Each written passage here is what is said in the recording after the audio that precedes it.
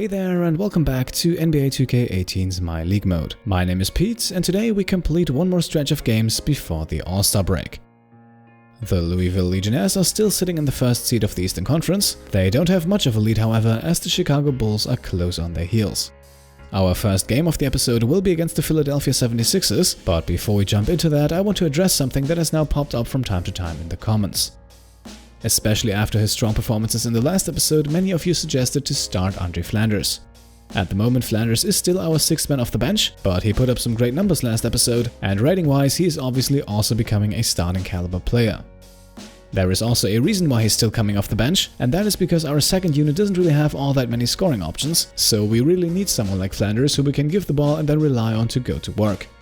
And Flanders has filled that role fantastically over the course of the season. However, to do that he almost always needs the ball in his hands. His offensive game relies heavily on isolation and one-on-one action, which is also the big reason he is still in that second unit, because I am a bit afraid that this playstyle will not really mesh well with the players we have in our starting unit. Still, I am willing to try things out, and so against the 76ers we will test things out, and we will have Andre Flanders start and Josh Richardson come off the bench. The game against Philly then, that is already our third matchup of the season. The season series is currently tied at 1 win apiece. From the Legionnaires' perspective, the first game was a blowout loss and the second one a blowout victory. This game on the other hand remained close for the first half, and unfortunately my fear about Andre Flanders not working out in the starting lineup became a reality very quickly. Probably more so than any other player on the team, Flanders needs the ball in his hand to create opportunities, and in a starting lineup where Anthony Davis, Mohamed Bamba and Rodney Hood are also looking to get their shots off, there was simply not enough touches to go around. At the same time, Josh Richardson also struggled heavily with the second unit. Where Flanders normally shines as an isolation player, Richardson's game quickly found its limits. Richardson's usual role on the team is that of a slasher and spot-up shooter, who profits off of the other scoring options around him who draw the attention of the defense, and in doing so open up opportunities for him to score. And we have plenty of those other scoring options in the first unit, however not so much in the second. And forcing the issue, that is really not Richardson's game, which is also why Bryce Johnson had to shoulder most of the scoring load off the bench. So I quickly made the decision to switch things back to the usual rotation, and immediately things worked much better in the second half. Flanders found enough touches as the first scoring option off the bench, while Richardson was able to exploit a few holes in the defense and get himself to the free throw line a lot.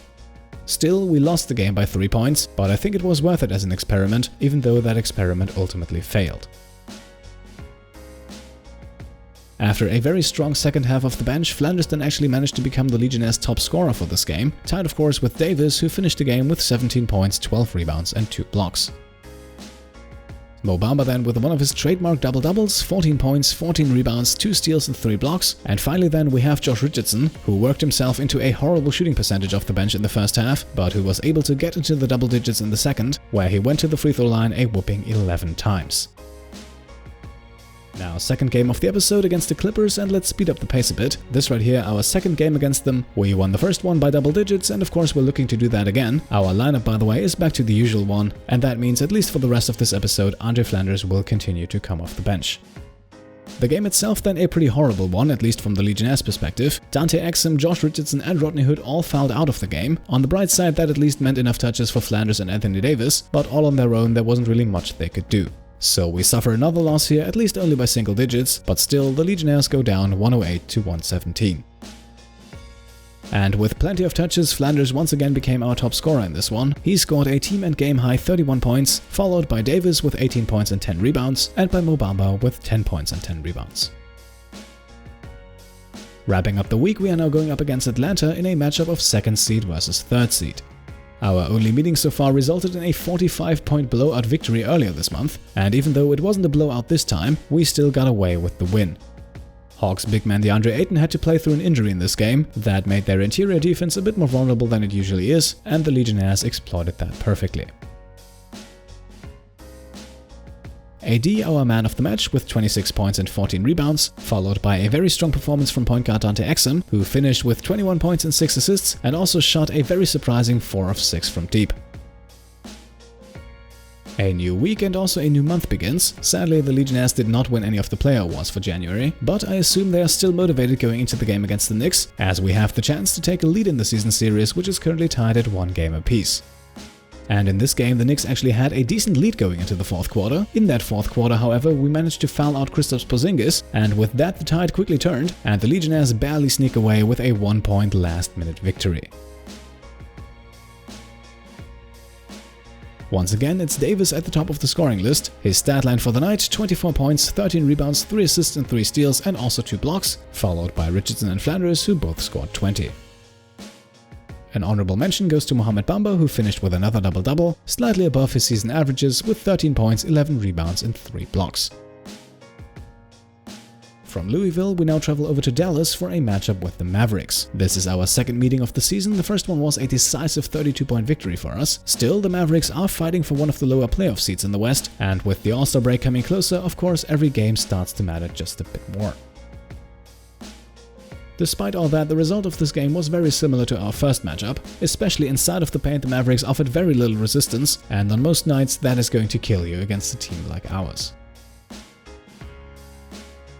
So no surprises here, a 22-point victory for the Legionnaires. Once again, the team was led in scoring by Anthony Davis, who finished only 1 rebound shy of a double-double with 30 points and 9 rebounds. Richardson, Hood and Dennis all scored 19, that is also something I haven't seen before, and especially Hood and Dennis were the go-to options when it didn't work inside of the paint, as the two of them combined for a very efficient 9 of 18 from deep. Next up, we now have our second regular season game against the Milwaukee Bucks. In the first one, we came away with a close victory. However, as you can also see on the right side of the screen, the Bucks are fighting to remain in the playoff race, even though that task is made somewhat difficult by the fact that the Bucks are missing 2 key players, as both Henson and Brogdon are currently missing time with injuries. Still, despite all that, the Bucks took a big step towards remaining a playoff team, because in Milwaukee the Legionnaires could not get it done tonight. Louisville had a very strong comeback in the fourth quarter, but in the end even that would not be enough, as the Bucks take the game by 5, 97-92. A look at the stats reveals nothing out of the ordinary. Once again, we have AD leading all scorers with 22 points and 12 rebounds, followed by another strong night from Dante Exum, who finished with 14 points, 5 rebounds, 5 assists and 2 steals, and by Andre Flanders, who also had 14 points, albeit on a pretty bad shooting efficiency. With 10 points and 9 rebounds, Mo Bamba finished just 1 board shy of a double-double, and Bryce Johnson rounds off the list of double-digit scorers tonight, however with a fairly unspectacular stat line with 10 points and 4 rebounds. Now things get a bit interesting, because as we simulate ahead we get this message stating that the time that AJ Hammons can spend with the team as part of his 2-way contract is sadly over. Now we could very easily return him to the G League and continue with Festus Ezeli as our backup center, but if we compare the per 36-minute stats of both guys, then Hammons actually has a slight advantage across the board in points, rebounds, assists, steals, blocks and turnovers.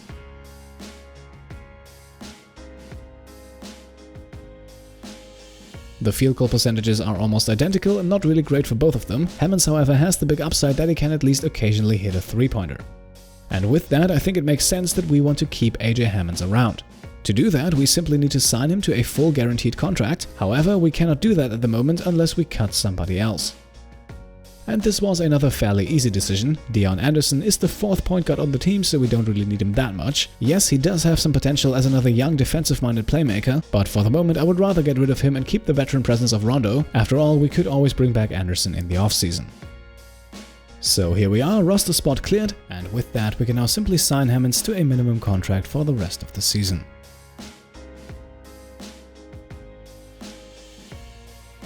And with Hammons locked down, our next game will be the first matchup of the season against the Phoenix Suns. The team has grown very nicely around their young stars. Michael Porter is currently the team's best player, but in Devin Booker, Marquise Chris, Greg Monroe and Josh Jackson they have a ton of great personnel, and that personnel has also earned them the first seed in the Western Conference. However, at least for the moment, the Suns also have a bit of an injury problem at the point guard. Starter Eric Bledsoe and backup Jerian Grant are both injured, so the point guard position could definitely be our point of attack. Still, one should expect this game to be very competitive. Even more surprisingly then, that it really wasn't. Simply put, the Legionnaires dominated on both ends of the court. The Suns' lackluster defense was a huge problem for them in this game, as the Legionnaires were more or less able to score at will on their way to a 31-point victory. AD once again our man of the match. A very efficient 25 points go along with 12 rebounds for him tonight. Flanders added 24 and Richardson 22, while Exum, Hood and Johnson round off the list of double-digit scorers. Once again we have another break in the action as we simulate ahead. This time the trade deadline has approached. I was actually somewhat surprised by the lack of trades made by the CPU so far, but then again we'll follow suit. I am perfectly happy with the team's situation at the moment. I don't think there are any big moves we need to make. The team is absolutely on track for a deep playoff run, so we will simply move on. And moving on, we are now facing the Pistons for the third time this season. Once again, the season series is split evenly at 1 game apiece. The Pistons have dropped off a bit after a solid start to the season. They are currently only 13th in the East, but their playoff hopes are not entirely buried just yet. And the Legionnaires were once again the victim of foul trouble in this game. Anthony Davis had to leave the game after just 21 minutes of action, and with our star player out and our big man rotation stretched thin, that was already enough for the Pistons to secure the victory. In the absence of Davis, Bamba did all he could down low. Still, his 20 points and 10 rebounds would not be enough. The next big chunk of scoring came from the wings, Richardson, Flanders and Dennis with 19, 16 and 14 respectively, and then we have Bryce Johnson who contributed with 13 and 6. Final game of the week, and we are traveling to Los Angeles now for our first regular season matchup against the Lakers. Led by Lonzo Ball, the Lakers have assembled a very deep team, a very nice starting lineup here, and a lot of good players also come off the bench, so quite a few similarities here actually to our team, even though the Lakers lack a true superstar. Still, the game was a fantastic back and forth that actually went to overtime, where Lonzo Ball, who had actually sent the game to overtime with a 3-pointer, then missed a 3, and that was enough for Louisville to come out on top. The final score, a narrow 1-point victory for the Legionnaires, 124-123. A fantastic performance from Richardson, who finished with 31 points and 7 rebounds, and another big stat line came from Anthony Davis, who finished with 27 points, 12 rebounds and 5 assists. Bamba and Flanders both added 16, Dante Exum also had a very nice game with 10 points, 8 assists and 3 steals, as the Louisville Legionnaires win a hard-fought contest in Los Angeles. And with that, we have now reached the week of the All-Star Game festivities. However, we still have 3 games left to play, including an absolute top-tier matchup against the Chicago Bulls just 1 day before the All-Star weekend starts. But let's start things off with Game 3 of the season against the Heat, who currently have 1 win and 1 loss against us, and who are also one of those teams fighting for the lower playoff seats in the Eastern Conference. On this Valentine's Day matchup, then, not a lot of love for Josh Richardson. He had to leave the game early with 6 fouls. Anthony Davis also couldn't really find his shot against tough interior defense, but in the end all of that didn't really matter, because Rodney Hood stepped up big down the stretch and carried the Legionnaires to a narrow 2-point victory. Hood finished the game with a formidable 26 points on 9 of 14 shooting, while the rest of the team struggled a bit. Yes, Flanders had 14 and 8, but the shooting numbers were not great, and the same is true for Davis, who struggled heavily, but still came up with a nice double-double. And here we are now at the beginning of a back-to-back before the All-Star break. Our first opponent here, thankfully a fairly easy one. The first game against the Las Vegas Aces was already a smooth victory, and this one was nothing different. The Aces went down very quickly. It was garbage time for the majority of the second half, as the Legionnaires comfortably cruise on to a 29-point victory.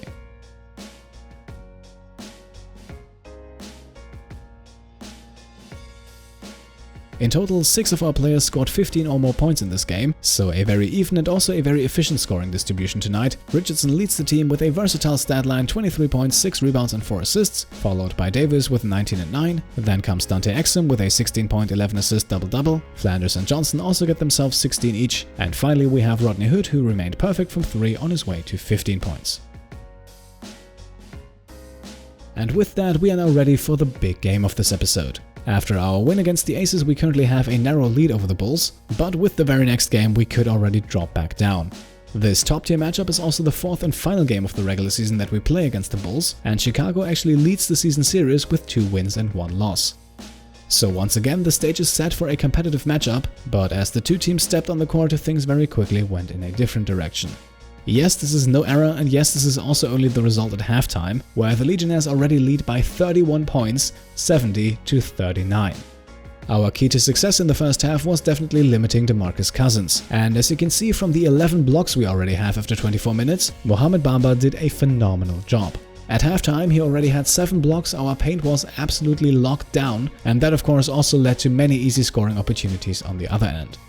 In the second half then, the game really didn't change much. This game must have been an absolutely demoralizing experience for the Bulls, who dropped behind even further in the second half and ultimately lost the game by 35 points.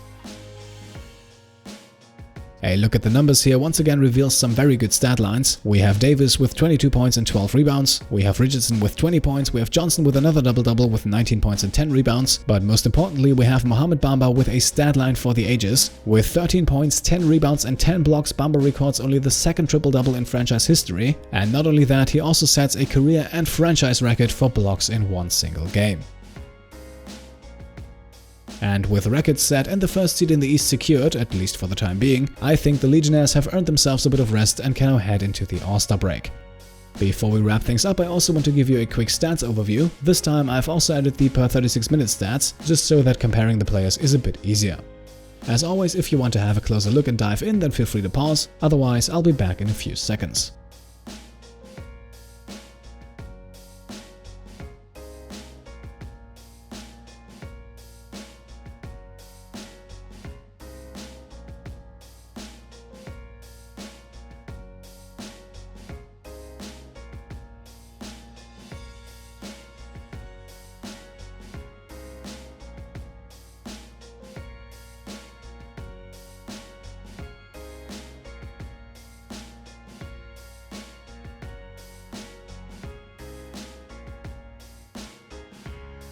Alright, here we are. One last thing before we make the cut. We currently have a few of our players in contention for some of the season awards, including, most importantly, Anthony Davis, who currently ranks 5th in the race for MVP.